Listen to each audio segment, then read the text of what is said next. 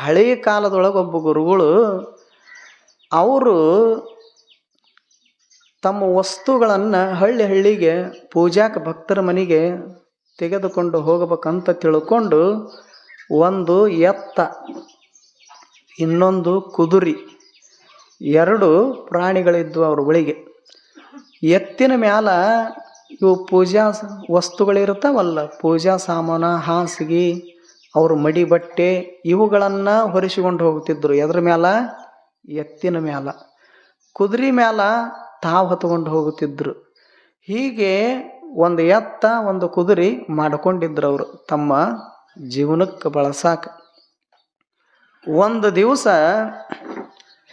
ಆ ಗುರುಗಳು ಆ ಚಲೋ ಎತ್ತ, ಬಲಿಷ್ಠವಾದ ಚಲೋ ಕುದುರೆ, ಅದರ ಮ್ಯಾಲ ತಮ್ಮ ವಸ್ತು ಹೇರಿಕೊಂಡು ಒಬ್ಬ ಭಕ್ತನ ಮನೆಗೆ ಪ್ರಸಾದಕ್ಕೆ ಬಂದರು.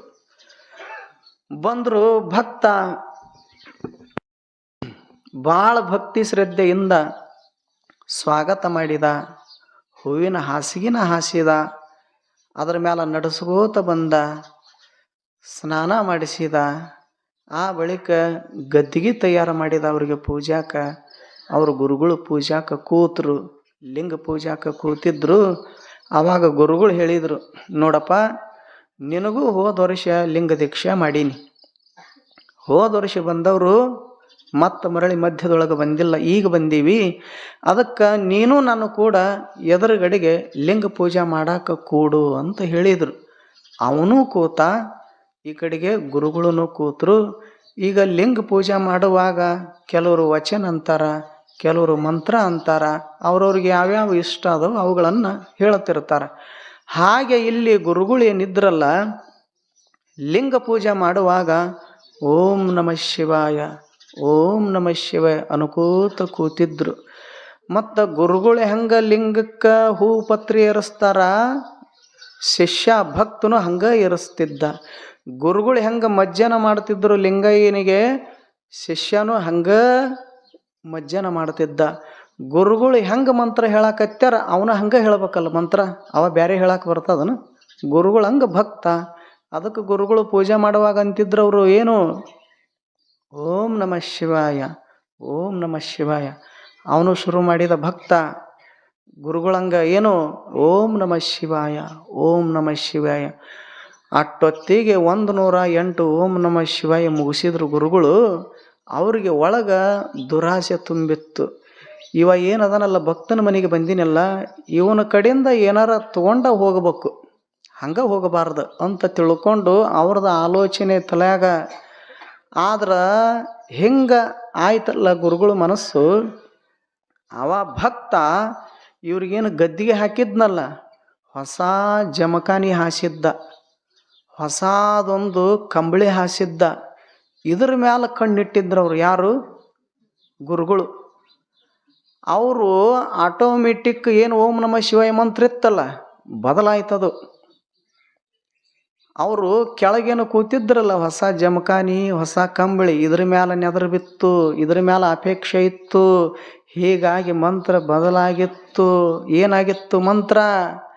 ಜಮಖಾನಿ ಹಾಸಾಕಾಯಿತು, ಕಂಬಳಿ ಹೊದ್ಕೊಳಕಾಯ್ತು. ಜಮಖಾನಿ ಹಾಸಾಕಾಯ್ತು, ಕಂಬಳಿ ಹೊದ್ಕೊಳಕಾಯ್ತು. ಮಂತ್ರ ಬದಲಾದವು ಗುರುಗಳು. ಮನಸ್ಸು ಬದಲಾಗಿಂದ ಮಂತ್ರ ಬದಲಾಗುವುದಲ್ಲ. ಮೊದಲ ಲಿಂಗ ಪೂಜೆ ಆದ ಮ್ಯಾಗಿತ್ತು ಮನಸ್ಸ, ಆ ಬಳಿಕ ಎಲ್ಲಿ ಹೋಯಿತು? ಜಮಖಾನಿ ಕಂಬಳಿ ಮೇಲೆ ಬಿತ್ತು. ಮತ್ತು ಗುರುಗಳು ಮಂತ್ರ ಬದಲಾಗಿಂದ ಭಕ್ತನೂ ಆಗೋದಿಲ್ಲನು? ಭಕ್ತರು ಗುರುಗಳಕ್ಕಿಂತ ಪಕ್ಕ ಇರ್ತಾರೆ.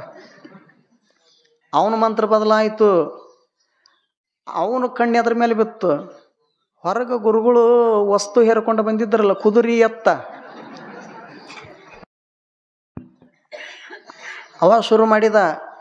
ಎತ್ತು ಹೂಡಾಕಾತು, ಕುದುರೆ ಹತ್ಕೊಂಡು ಹೋಗಾಕಾತು. ಎತ್ತು